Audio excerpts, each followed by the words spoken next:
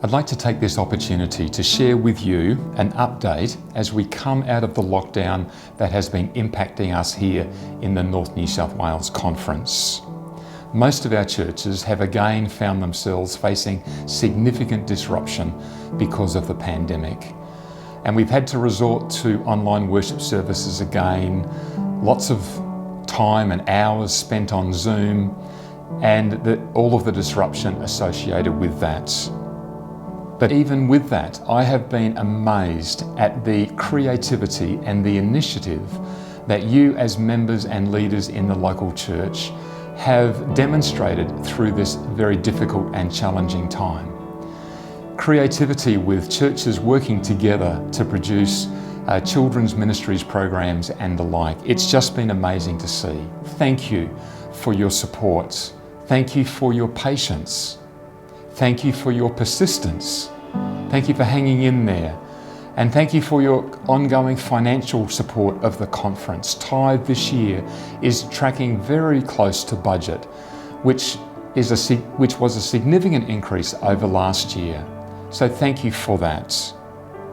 We're all envious of those churches in regions of New South Wales that have come out of lockdown or haven't been in lockdown that have been able to meet face to face.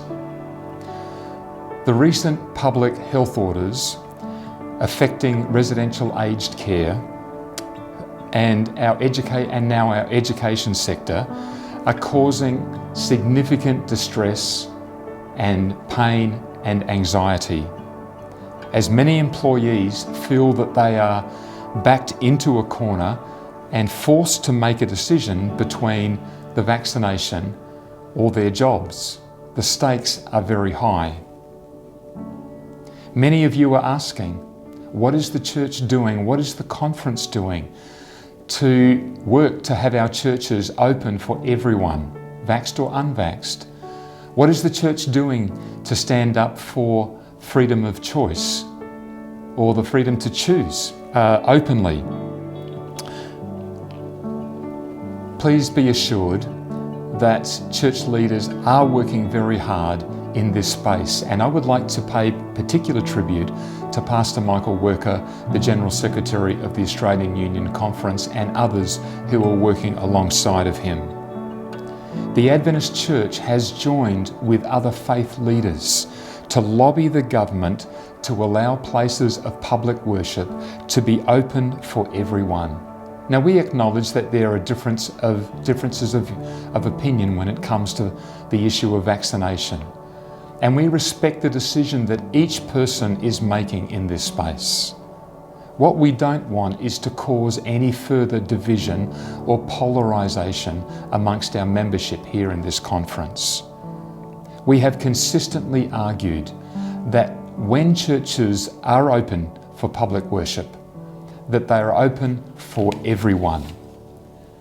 Now, you would be aware, I'm sure, and have seen in the media, the roadmap that the New South Wales government has outlined as we come out of the lockdown period. And for those in the Sydney Basin on the Central Coast, it's been a much longer period than for those of us in some of the regional areas. Certain restrictions will be lifted now that we have reached the 70% mark. And then when we get to the 80% double vaxxed threshold, then restrictions will ease even further. And it's significant to note that once we reach that 80% threshold, that places of public worship across the state will be open for those who are double vaxxed or fully vaxxed, those who are partially vaccinated, and those who are unvaccinated. This is a significant and major concession on the part of the government, for which we are very grateful. Those easing of restrictions don't apply to many other public spaces, such as restaurants, cafes, clubs, hotels, and other public spaces, but the concession has been granted to places of public worship. You may be interested to know that the faith leaders as a group sent a letter of thanks and appreciation to the Honourable Brad Hazzard, the Minister for Health, for granting us that concession, and after he had made the announcement. It is important for us to realise that Adventist aged care facilities and schools are not being singled out in this process. Christian schools and aged care facilities are not being singled out. The rules that apply from the public health orders apply to all residential aged care facilities, all hospitals, all schools, government, independent or otherwise.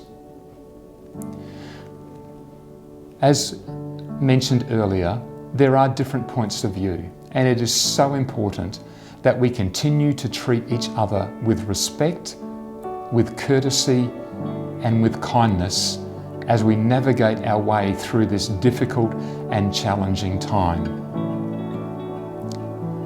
As I said before, the differences of opinion are fine, and we respect each person's position that is taken.